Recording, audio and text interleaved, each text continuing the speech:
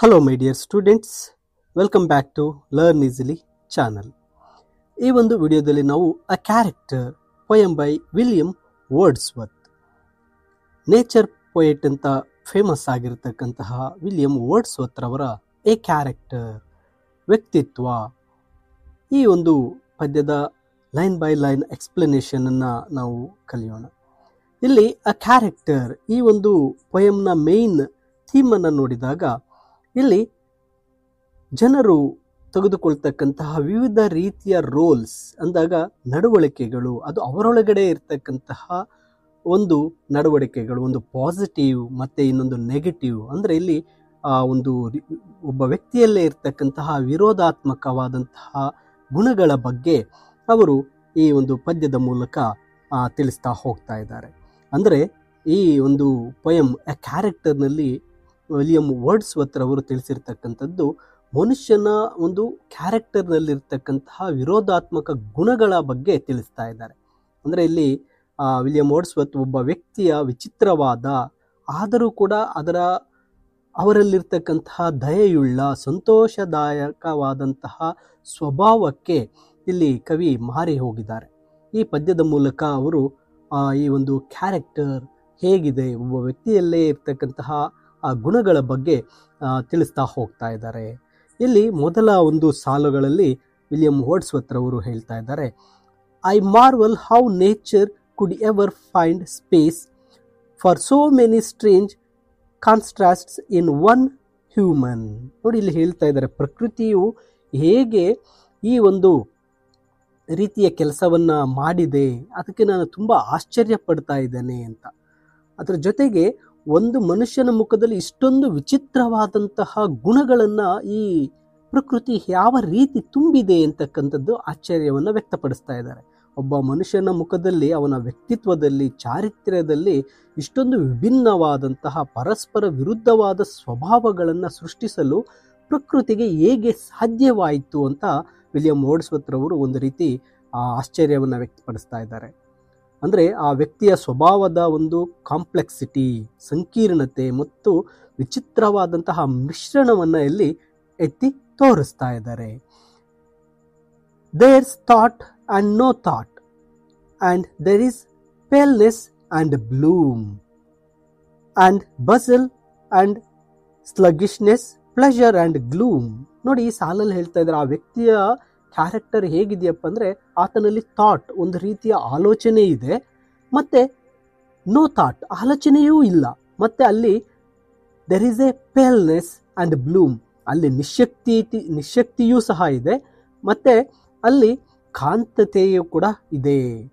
ಅಂದರೆ ಆ ಒಬ್ಬ ವ್ಯಕ್ತಿಯಲ್ಲಿ ಚಟುವಟಿಕೆಯೂ ಇದೆ, ಗಡಿಬಿಡಿಯೂ ಇದೆ, ಜಡತ್ವವೂ ಇದೆ, ಸಂತೋಷವೂ ಇದೆ, ಮತ್ತು ದುಃಖವೂ ಸಹ ಇದೆ ಅಂತಕ್ಕಂಥದ್ದನ್ನ ಹೇಳ್ತಾ ಇದ್ದಾರೆ ಈ ಸಾಲುಗಳಲ್ಲಿ. ಅಂದರೆ ಒಬ್ಬ ವ್ಯಕ್ತಿ ಕೆಲವೊಮ್ಮೆ ಒಂದು ಆಲೋಚನೆಗಳಲ್ಲಿ ಮುಳುಗಿರ್ತಾನೆ, ಮತ್ತು ಕೆಲವೊಮ್ಮೆ ಯಾವುದೇ ಚಿಂತೆ ಇರೋದಿಲ್ಲ, ಅವನ ಮುಖವು ಕೆಲವೊಮ್ಮೆ ಬಾಡಿ ಹೋಗಿರುತ್ತೆ, ಕಳೆ ಇರೋದಿಲ್ಲ, ಮತ್ತೊಮ್ಮೆ ಆತನ ಮುಖ ತುಂಬ ಪ್ರಕಾಶಮಾನವಾಗಿರುತ್ತೆ. ಆತನು ಕೆಲವೊಮ್ಮೆ ಉತ್ಸಾಹದಿಂದ ಕೆಲಸದಲ್ಲಿ ಮುಳುಗಿರ್ತಾನೆ, ಕೆಲವೊಮ್ಮೆ ತುಂಬ ಆಲಸ್ಯದಿಂದ ಇರ್ತಾನೆ, ಜೀವನದಲ್ಲಿ ಸಂತೋಷ ವಿಷಾದ ಎರಡನ್ನೂ ಸಹ ಅವನ್ನ ಹೊಂದಿರ್ತಾನೆ.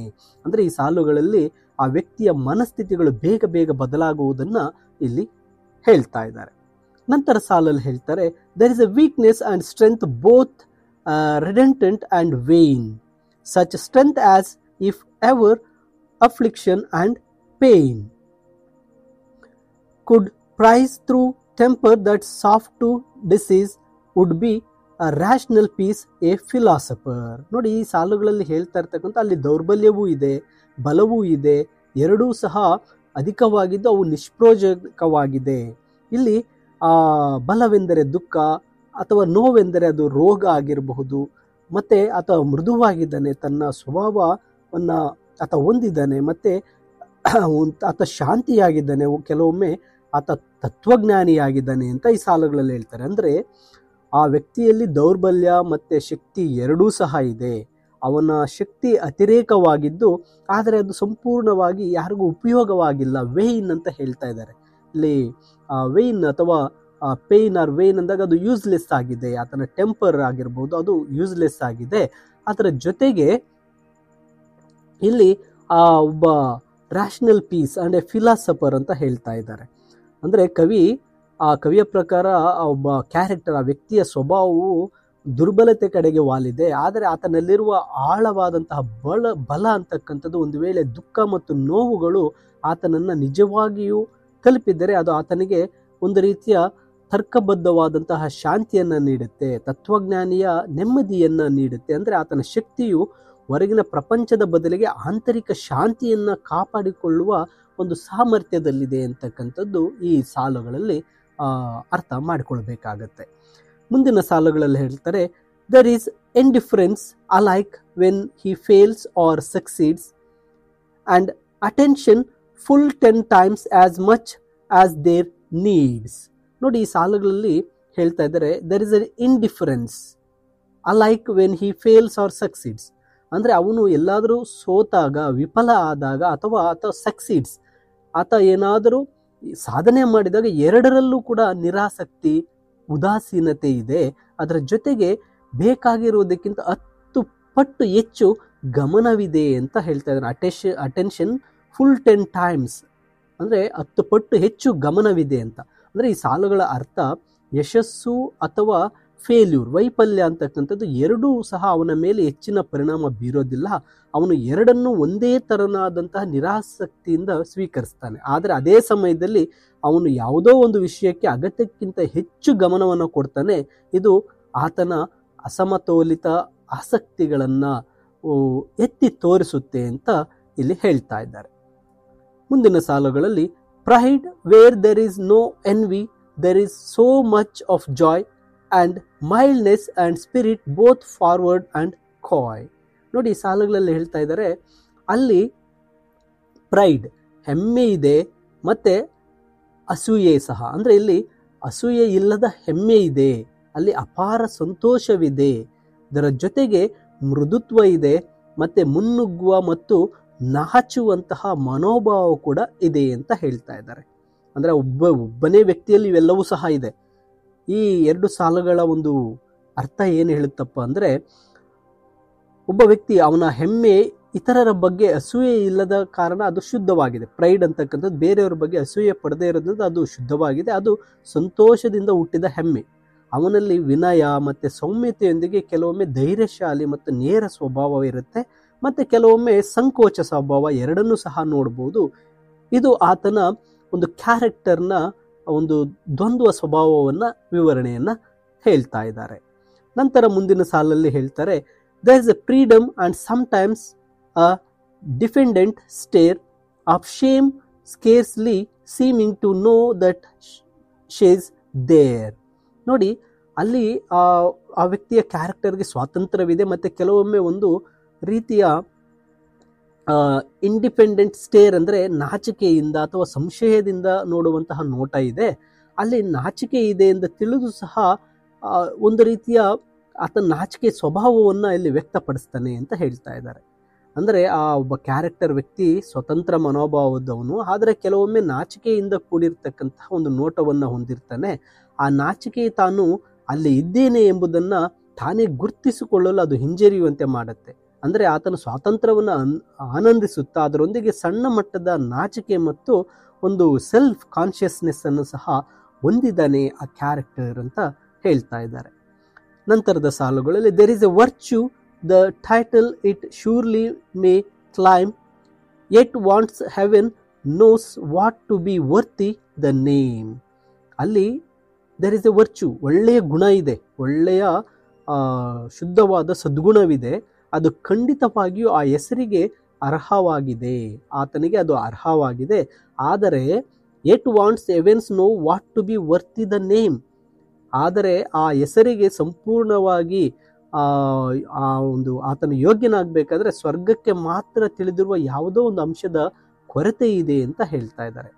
ಆ ಕ್ಯಾರೆಕ್ಟರ್, ಆ ವ್ಯಕ್ತಿ ಖಂಡಿತವಾಗಿಯೂ ಸದ್ಗುಣಶೀಲ, ಆದರೆ ಅವನ ಸದ್ಗುಣವು ಒಂದು ಫುಲ್ಫಿಲ್ ಆಗೋದಕ್ಕೆ ಏನೋ ಒಂದು ಅಂಶದ ಕೊರತೆ ಇದೆ, ಅದು ತುಂಬ ಸೀಕ್ರೆಟ್ ಆಗಿದೆ, ನಿಗೂಢವಾಗಿದೆ. ಅವನ ಸದ್ಗುಣವು ಸಂಪೂರ್ಣವಾಗಿ ಯಾವುದೇ ದೋಷರಹಿತವಾಗಿಲ್ಲ, ಆದರೆ ಅದು ಸದ್ಗುಣದ ಹತ್ತಿರದಲ್ಲಿದೆ ಅಂತಕ್ಕಂಥದ್ದನ್ನು ತಿಳಿಸ್ತಾ ಇದ್ದಾರೆ. This picture from nature may seem to depart, yet the man would at once run away with your heart. ನೋಡಿ ಈ ಸಾಲುಗಳಲ್ಲಿ ಹೇಳ್ತಾ ಇದ್ದಾರೆ, ಪ್ರಕೃತಿಯಿಂದ ಬಂದಂತಹ ಈ ಚಿತ್ರವು ವಿಚಲಿತವಾಗದಂತೆ ಅಥವಾ ಭಿನ್ನವಾದಂತೆ ಕಾಣಬಹುದು, ಆದರೂ ಈ ಮನುಷ್ಯ ತಕ್ಷಣ ನಮ್ಮ ಹೃದಯವನ್ನು ಗೆಲ್ಲುತ್ತಾನೆ, ಕದಿತಾನೆ ಅಂತ ಈ 2 ಸಾಲಲ್ಲಿ ಹೇಳ್ತಾ ಇದ್ದಾರೆ. ಅಂದರೆ ಆ ಒಬ್ಬ ಕ್ಯಾರೆಕ್ಟರ್, ವಿರೋಧಾತ್ಮಕ ಗುಣವುಳ್ಳ ವ್ಯಕ್ತಿತ್ವ, ಆ ಕ್ಯಾರೆಕ್ಟರ್ ಸಾಮಾನ್ಯ ಮನುಷ್ಯನ ಸ್ವಭಾವಕ್ಕಿಂತ ವಿಭಿನ್ನವಾಗಿ ಕಾಣಿಸಿದರೂ ಅವನಲ್ಲಿರ್ತಕ್ಕಂತಹ ಒಂದು ಆಕರ್ಷಣೆ ಮತ್ತು ಶುದ್ಧ ಮನಸ್ಸಿನಿಂದ ಆತನ ಶುದ್ಧ ಮನಸ್ಸಿನಿಂದ ಕೂಡಿರೋದ್ರಿಂದ ನೋಡಿದ ತಕ್ಷಣ ಅವನು ಯಾರಿಗಾದರೂ ಸಹ ಪ್ರೀತಿ ಪಾತ್ರನಾಗ್ತಾನೆ, ಹೃದಯವನ್ನು ಗೆಲ್ತಾನೆ ಅಂತಕ್ಕಂಥದ್ದನ್ನು ಈ ಸಾಲುಗಳಲ್ಲಿ ಹೇಳ್ತಾರೆ. ನಂತರ ಕೊನೆಯ 2 ಸಾಲಲ್ಲಿ ಹೇಳ್ತಾರೆ, and I for 5 centuries right gladly would be such an odd, such a kind, happy creature as he. ಅಂದರೆ ನಾನು 5 ಶತಮಾನಗಳವರೆಗೆ ಬಹಳ ಸಂತೋಷದಿಂದ ಇರಲು ಇಷ್ಟಪಡ್ತೇನೆ, ಅವನಂತಹ ವಿಚಿತ್ರವಾದ ಅಂತಹ ದಯೆಯುಳ್ಳ ಸಂತೋಷದ ಒಂದು ಪ್ರಾಣಿಯಾಗಿ, ಒಂದು ಜೀವಿಯಾಗಿ ಅಂತ ಹೇಳ್ತಾ ಇದ್ದಾರೆ. ಈ ಕೊನೆಯ ಸಾಲಿನ ಅರ್ಥ ಕವಿ ಹೇಳ್ತಾ ಇರ್ತಕ್ಕಂಥದ್ದು, ಈ ಕ್ಯಾರೆಕ್ಟರ್, ಒಬ್ಬ ವ್ಯಕ್ತಿ, ಮನುಷ್ಯ ಅಂತಕ್ಕಂಥವನನ್ನು ಏನು ಈ ಪ್ರಕೃತಿ ಸೃಷ್ಟಿ ಮಾಡಿ ಇಷ್ಟೊಂದು ಒಂದು ಗುಣಗಳನ್ನು, ಆ ವ್ಯಕ್ತಿತ್ವಗಳನ್ನು ಒಬ್ಬ ವ್ಯಕ್ತಿಯಲ್ಲಿ ತುಂಬಿದೆ, ಆ ವ್ಯಕ್ತಿಯ ವ್ಯಕ್ತಿತ್ವದಿಂದ ಎಷ್ಟು ಪ್ರಭಾವಿತರಾಗಿದ್ದಾರೆ ಅಂದರೆ ಅವನಂತೆಯೇ ವಿಚಿತ್ರವಾದ, ದಯಾಪರವಾದಂತಹ, ಕೈಂಡ್ ಹಾರ್ಟೆಡ್ ಅಂದರೆ ಒಳ್ಳೆಯ ಒಂದು ಕೈಂಡ್ ಹ್ಯಾಪಿ ಕ್ರಿಯೇಚರ್, ದಯೆಯುಳ್ಳ ಸಂತೋಷದಾಯಕವಾದಂತಹ ಒಂದು ಜೀವಿಯಾಗಿ ನಾನು 500 ವರ್ಷಗಳ ಕಾಲ ಬದುಕಲು ಸಿದ್ಧನಿದ್ದೇನೆ ಅಂತ ಹೇಳ್ತಾರೆ. ಅಂದರೆ ಈ ಪದ್ಯದ ಕೊನೆಗೆ ಆ ವಿಚಿತ್ರ ವ್ಯಕ್ತಿಯ ಬಗ್ಗೆ ಕವಿಗೆ ಆಳವಾದಂತಹ ಮೆಚ್ಚುಗೆ ಮತ್ತು ಪ್ರೀತಿಯನ್ನು ವ್ಯಕ್ತಪಡಿಸ್ತಾ ಇದ್ದಾರೆ. ಅಂದರೆ ಕ್ಯಾರೆಕ್ಟರ್, ಒಂದು ವ್ಯಕ್ತಿತ್ವದಲ್ಲಿ ಇಷ್ಟೆಲ್ಲ ಇರ್ತಕ್ಕಂತಹ ವ್ಯಕ್ತಿಯನ್ನು ಕೊನೆಯಲ್ಲಿ ಮೆಚ್ಚುಗೆಯನ್ನು ವ್ಯಕ್ತಪಡಿಸ್ತಾ ಕವಿ ಏನು ಮಾಡ್ತಾ ಇದ್ದಾರೆ, ವಿಲಿಯಂ ವರ್ಡ್ಸ್ವರ್ತ್ ಅವರು ಎ ಕ್ಯಾರೆಕ್ಟರ್ ಪೊಯಮ್ನಲ್ಲಿ ಈ ರೀತಿಯಾಗಿ ತಿಳಿಸ್ಕೊಟ್ಟಿದ್ದಾರೆ. ಮೈ ಡಿಯರ್ ಸ್ಟೂಡೆಂಟ್ಸ್, ಇದು ಈ ಪೊಯಮ್ನ ಕನ್ನಡ ಫುಲ್ ಎಕ್ಸ್ಪ್ಲನೇಷನ್ ಆಗಿದೆ. ಇಂಗ್ಲೀಷ್ ಸಮ್ಮರಿಯ PDF ವಿಡಿಯೋದ ಡಿಸ್ಕ್ರಿಪ್ಷನ್ನಲ್ಲಿದೆ, ನೀವು ಡೌನ್ಲೋಡ್ ಮಾಡಿಕೊಳ್ಬೋದು. ಹೆಚ್ಚಿನ ವಿಡಿಯೋಗಳಿಗಾಗಿ ತಪ್ಪದೆ ಲರ್ನ್ ಈಸಿಲಿ ಚಾನಲ್ಗೆ ಸಬ್ಸ್ಕ್ರೈಬ್ ಮಾಡಿಕೊಳ್ಳಿ ಅಂತ ಹೇಳ್ತಾ, ಹಾಗೆ ನಿಮ್ಮ ಸ್ನೇಹಿತರಿಗೂ ಸಹ ವಿಡಿಯೋನ ಶೇರ್ ಮಾಡಿ. And thank you for watching this video.